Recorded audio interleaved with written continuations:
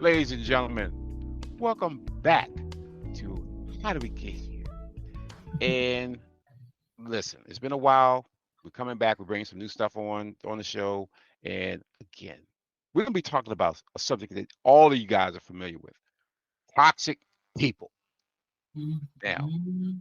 I can sit here and ramble all day long about toxic people and all the other stuff, but why would I do that when I have a resident guru who can tell you about that? So, of course, you know how I brought back here Miss Della. Thank you so much for having me back. I am so excited. The topic is interesting. So many toxic people out there in this world, and I just want to be able to educate. That's why I got here. I could go off on just experience, and she could go off on just experience, but we in this particular podcast and all podcasts, we want to teach, inform, and motivate you to do better. So I'm just going to say this. I'm going to start off like this. We are surrounded as a society by toxic fucking people, Mhm. and we know, and you know, it's family, it's friends, it's co-workers, it's the person at the gym, it's the person sitting in church, there's a person sitting in the car right beside you. There's toxicity all throughout this world right now. And you're Mhm. probably asking yourself, like, what the hell? What's happening? Well, that's why we have this podcast today. So we tell you people and everybody else in this beautiful landscape of podcasting and everything on what you need to be looking for. So Mhm. my very first question is, Miss Della, what is a toxic person? Listen, a toxic person is really hard to define, but I do want to say we all have bad days, and having a bad day does not necessarily mean that you're toxic. You know what I mean? We all have them bad days, but a toxic person is someone who is chronically negative, rude, aggressive, dishonest, somebody who's lying, manipulative, hypercritical. Um, did I say manipulative already? Toxic people Yes. are We know based off experience, you've seen these type of people. yeah, I certainly have. Oh my gosh. And 99% of the time they're not aware of some of their own behavioral patterns, and they're also very self-centered because they do believe the world revolves around them. Although toxic, I will say from a clinical perspective, toxic person is not like a diagnosis, but Hmm. they are behavioral patterns. Gotcha. Toxic people are really arrogant as well. And their arrogance leads other people to feel belittled or feel bad about themselves. And so there's so many different toxic people out there. It's stingy, even sneaky as well. It's just Oh. mm-mm-mm. See, so again, you see them. You can identify them. And I tell you, every word you mentioned, I have seen that on so Mhm, many people. And in fact, some people I've seen it all. I've seen mhm. it all of it in one person. Like, God damn, how can one person be that fucked up and be that toxic? But it happens. It happens, people. Yeah. You know it, and Miss Della knows it and understands it. And again, that the other thing is the next question I want to ask you is, Mm. what are the signs of a toxic person? Because you walk up to somebody, they're not going to have a shirt say, "I'm a toxic person." Mhm. Oh no. Nobody's going to do that. So you kind of walk up to and start talking to them. So are there certain signs, certain behaviors, certain mannerisms, Mhm. certain things that they do that just says, "Oh," and you just point like, "Ah, Mhm. I got you." Yeah, when everything is negative, like, oh my gosh, are you never having a good day? Is every day a bad day for you? And then is every situation a mess or terrible or surrounding you? Are you always this way? And that way for them, it's kind of it messes with your own kind of energy as well. Like toxic people are so negative that it makes you walk away from the conversation like, dang, did I do something wrong? Or is it maybe the world is really this bad? And it kind of starts to change you a little bit. And then you kind of sometimes want to distance yourself from that person or you're questioning yourself. And so it's one of those things. No, they definitely don't like have it written on their forehead, but they are those individuals that you come across that are just chronically negative, chronically have a bad perception of the world, even if it's the slightest thing.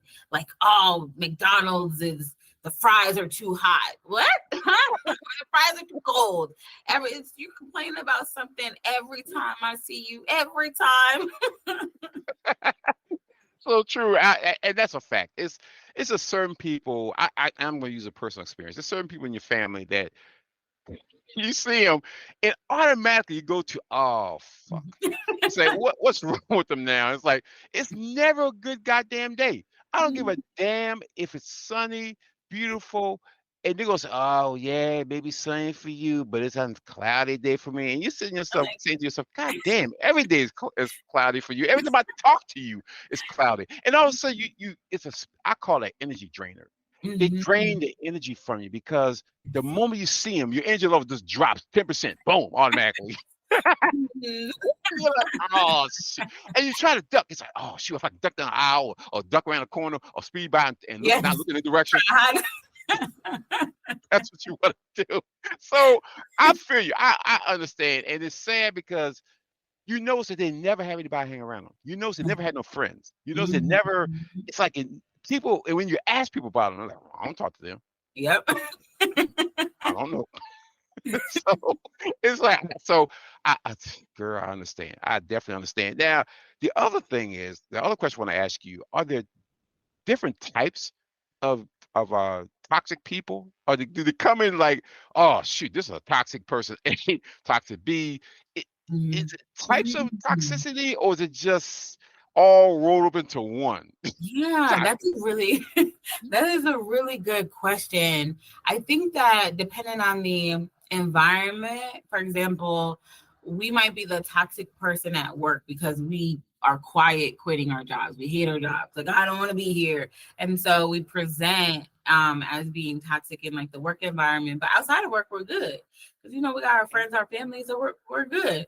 Or vice versa, where we don't really like our family, we don't like society, we don't really like people, but we love our jobs. And so when we're out in the community, we might not be, we might be more toxic in the community than we are at work. So it can be kind of environmental or situationally driven. But a true toxic person is someone who is negative like throughout. It doesn't matter where they are. It's always something. Oh my God, that is so true. And it's just like, and you could ask yourself, like, God, what's going on in your life that makes you this? I don't want to say despicable, but make you this angry and this way. And it's got to be tiring. I mean, it's got to be tiring being like that. I can't imagine being negative all the time. And I feel like some people don't really realize it until they start to suffer the consequences of their toxic behavior. They might get fired from that job because they're impacting the work environment or the company culture. They may end up losing the relationships that are important to them, whether it be their partner, their kids push away from them, friends, family. They notice over time that people are moving away from them, and then they may begin to feel abandoned, and then like finally something clicks where it's like, maybe it's me, and then they start to develop that insight. Now that does happen. It could take years. It could take decades before they really realize it. But toxic people, I do feel like there are some instances where it's because of maybe some early childhood trauma, or in some workplace situations, school situations. There's a lot that could go into why someone is toxic. But I don't think that they know that they are toxic until they start to suffer the consequences. Wow, and that is so true. That's very true. Many years of even working and meeting people, we see it, and we see people get fired constantly, and they just never get it. I've talked to people who are like, I get fired for every job I have, and it's got to be them. And I'm like, no, it's probably you, but they don't want to face it. They don't want to look and say that I'm the problem, because that means that it's work. And most people don't want to do no work, and that's why they continue to dwell in the problem. So that's the issue. One of the many issues. Oh my God. And so again, Miss Della, We talked about the toxic people. We talk about the type. We talk about who they are. How do we deal with toxic people? I have one word: boundaries. Thank you. Boundaries. Boundaries, boundaries, boundaries, boundaries, boundaries. You need to ninja the toxic people out of your life with some good boundaries.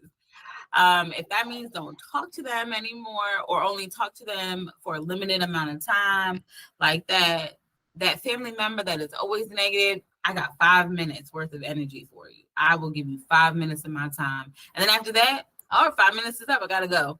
I'll see you later. I I use that love you. all the time. Oh my God, that's perfect. Having those good boundaries, even at work too. You may not, your boss may be the toxic one that is having an impact on the environment. In those situations where you can't really get away from the toxic person, I would say to have boundaries within yourself internally. Meaning, if you're feeling emotionally triggered by this toxic person, say it's a boss or a coworker, try to remove yourself from the room. If you cannot, try to practice, oddly enough, meditation in those meetings where you go into your happy place a little bit. If you have to we all have to pay attention in work meetings, right? Absolutely. But take a notebook in there with you and maybe doodle a little bit while you're having these meetings. But then I've also, after those meetings or after those interactions, take a moment to decompress. Go to the bathroom, do some deep breathing, grounding techniques, or put on some music, soothing music that helps kind of bring you back to your happy place, and create that experience afterwards that helps you self-soothe and kind of regulate again after interacting with a toxic person. I, for one, when I'm triggered, I will go for a walk if I have a chance. After a meeting, I'll be like, okay, I'm done with this. And I need to go for a walk real quick, 5 minutes, push my next meeting back. I just need to take a minute. Or after work, especially if it's frustrating, go to the gym, run that out, join Pilates or some yoga, even kickboxing class. I've done that before too. Really, especially if you're feeling it in your body, get that aggression out on the punching bag. So there are healthier ways to, after that interaction, make sure that you are able to regulate again. Oh my God, that is perfect. You get and you covered the last question I was going to ask you, which is perfect because again, when you deal with toxic people, you don't realize the effect it has on you.